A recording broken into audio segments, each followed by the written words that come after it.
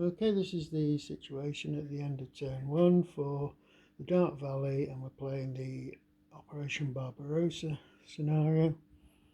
The first thing I want to say is I've made a bit of a boo-boo with some of the Germans. I had some German units which were reinforcements for turn 2, which were actually on the map in the southern zone. And the reason for that is I got a slightly dicky eye anyway, and these really tiny little numbers down in the corner here, I had some 2s which I thought were S's. So I've removed that and slightly rejigged the German advance in the southern sector. Apart from that, I don't think it added a great deal in terms of making the Germans do better.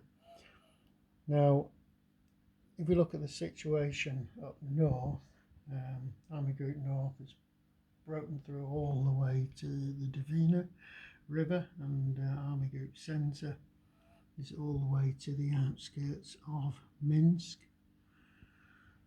which is a pretty good go for considering the first turn is 2 weeks rather than a month.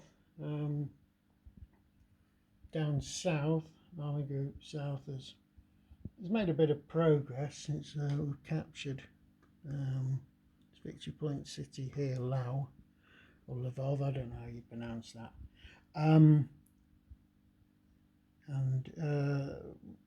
We've managed to pocket quite a few Soviet units, but most of which were destroyed in the attrition phase.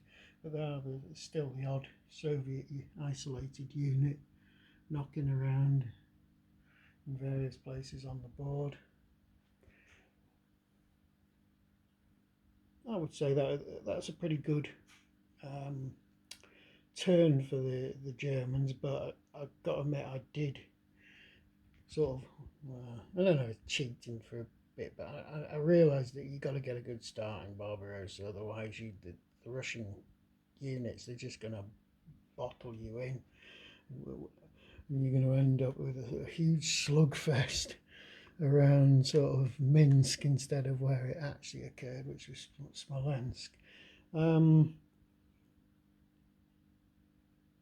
So as I say, I think we've done all right. I don't think we've done particularly well in the south, where I had to play it all myself.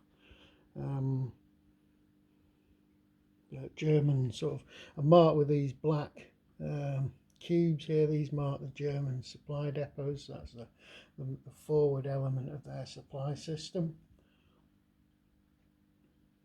One thing I have done is I've printed these things off from Board Game Geek, which is, as usual, a brilliant resource, and this enables you to put all the units that are due for reinforcements, upgrades and removals, and you've got a nice coloured chart, which is brilliant. These charts actually led me to find out that I'd actually put some units that were supposed to be reinforcements on the board, because I thought, I was looking around and there's a load of units that are missing. Where are they? And then I thought, I wonder if they're on the board, and yep, they certainly were. Another thing I've printed off it from Board Game Geek is this thing. It shows you a colour representation of all the chits that are available for chit pull in any particular turn, which is far superior to the text-based version which comes with the game.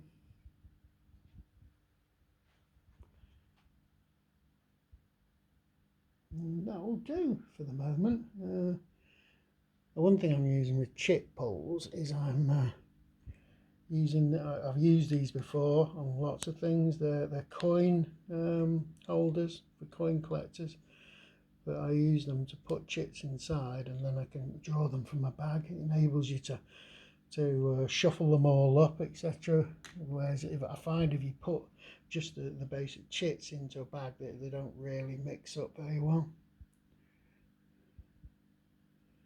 And that's it for turn 1.